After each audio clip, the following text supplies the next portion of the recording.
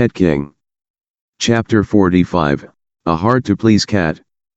Morning. Zhang Ziyan stretched and got up from his bed. This was his parents' bedroom, and the bed was his parents' double bed. The reason he changed bedrooms was very simple. His bedroom was taken over by Fina. When his parents had bought this two-story building, they gave Zhang Ziyan the best room for his bedroom. That was because, even though the room was a little small, the window faced greenery at the street corner. It wasn't close to the street and was more peaceful. The air was good as well, and it was suitable for studying. The worst room on the second floor became a storage room. His parents' room was a bit bigger, but there was an alley right out the window where people and cars often passed by. Last night, Fina saw Galaxy's crib and boldly announced its desire to have a similar one, but more like a princess bed with a veil of fine gauze. Zhang Ziyan couldn't get a princess bed anywhere within that limited amount of time, so he could only let it sleep on his bed. It even despised it for a while. After washing up, he went downstairs. Galaxy was roving in between showcases, chasing its own tail, as if playing hide and seek with itself. "Good morning, Galaxy." "Meow." "Good morning, Ziyan.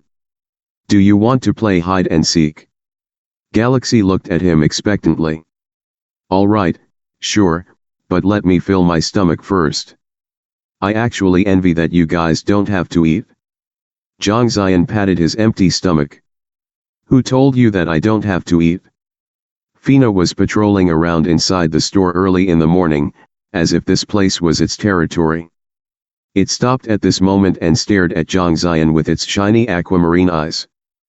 "But you want I to eat the same type of food as those ordinary cats? This is an insult to I." Zhang Ziyan noted that this gold-worshipping cat was hard to please, and his head really hurt. All right, you want to eat grilled fish, right?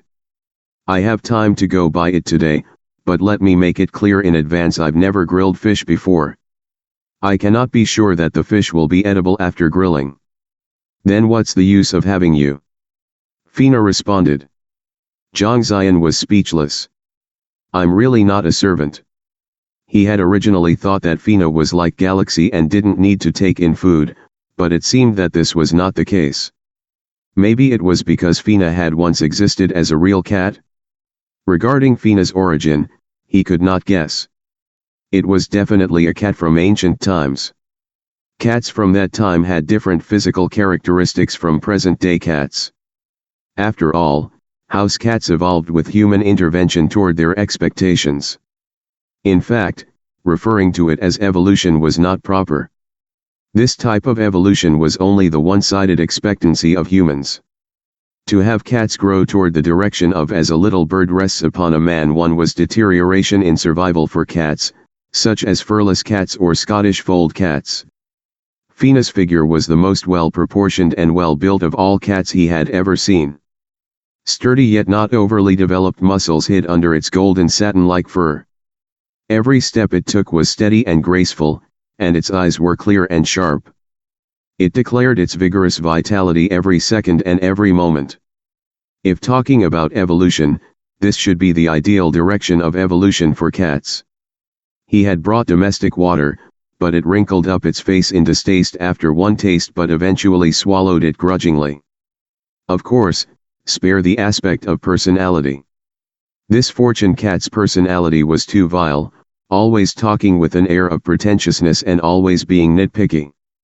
It had to sleep in a princess bed, only ate grilled fish from the sea, wouldn't spare a glance at canned cat food, and only drank bottled water. Last night, Zhang Ziyan was forced to run to the nearby store to buy water. God knows how its previous master had raised it to be such a rascal. Is it supposed to be raised like a princess? Was it a fortune cat or a gold-worshipping cat? Nevertheless, Galaxy is cuter. Every time he saw Galaxy, he would be charmed. Zhang Ziyan silently thought about these related and unrelated things while he was about to start today's cleanup work and open the door for business. He found today's work to be particularly relaxed. Those few kittens were not locked away in the display cabinets. Zhang Ziyan followed Fina's instructions and put some cat litter bowls in the corner, then covered them with cat litter. Those few kittens obediently went to the cat litter bowls to settle their physiological issues. He had saved time normally spent cleaning the few display cabinets, and now he just had to clean the Samoyeds and Schnauzers display cabinets. Feeding and drinking water was also the same. Zhang Ziyan placed a bowl of clear water and a bowl of food at another corner. The kittens lined up to go eat and drink. There were two groups for both the clear water bowl and the food bowl.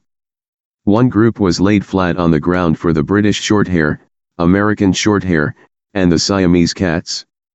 The other group used an abandoned old book to give it height, for the Persian cats with flat faces and long hair. If not so, after the Persian cats drank and ate, their beards, faces, and necks would have food and water residue. In addition, it would consume extra cleaning time. There were more cats, but the workload decreased. Having to choose between Fina's pretentiousness and more heavy work, Zhang Ziyan could only choose to continue to bear with Fina's pretentious face.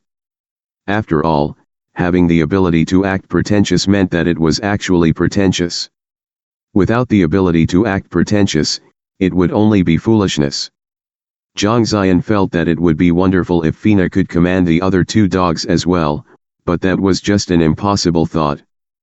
The Samoyed and Schnauzer bitterly watched the kittens playing on the floor. Why were they able to play outside, but we must be locked inside the display cabinets? Was this store manager racist? Do better in the next life, Zhang Ziyan stated. Since he finished the cleanup work early, Zhang Ziyan opened the door for business earlier than usual, even though there were probably no customers this early in the day. There was another reason for opening the door for business earlier, and that was to place a new sign he had made at the entrance. The sign was made from a wooden board and written by hand with a highlighter. It was very simple, and the words were pretty ugly, since very few people wrote with a pen nowadays.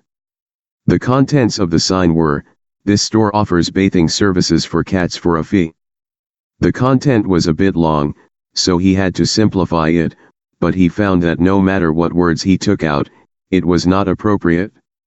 He tried changing it to, "This store offers bathing service for a fee." No, this won't do.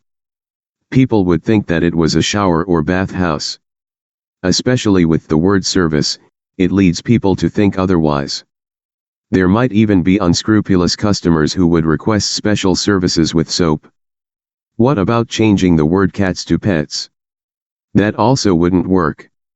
What if people bring in a Tibetan Mastiff? Get rid of this store? That still won't do. It would be a sentence with no subject, and I can't afford to mess with the OCD. Get rid of with fees? What are you thinking of? Change to cats take fees for baths. Even worse. Am I the store manager or are the cats? That's it, no changes. You are also carrying out a new business here? Sun Xiaoman's voice came from behind, full of suspicion. Her house was in Chengnan, and her pet clinic was at the north entrance of Zonghua Road. Thus, when she went to open up business for her clinic every morning, she would always pass by the Amazing Fate pet shop at the south entrance of Zonghua Road. Sometimes she would get out of the car to stay a while, and sometimes she would stop the car to give an unfriendly greeting, such as today. Of course. Once changes have been made, a solution emerges, Zhang Ziyan replied. Can you handle it all by yourself? She knew very well how hard it was to give baths to cats, especially other people's cats. Then how about you come help me? Don't even dream about it. I'm going to leave first. Customers made appointments early in the morning. She intentionally flaunted that she had customers, then pressed down on the throttle and left. Her voice drifted from afar, "Don't forget to come to my store to do cleaning after a week." She said it as if she was definitely going to win the bet this time.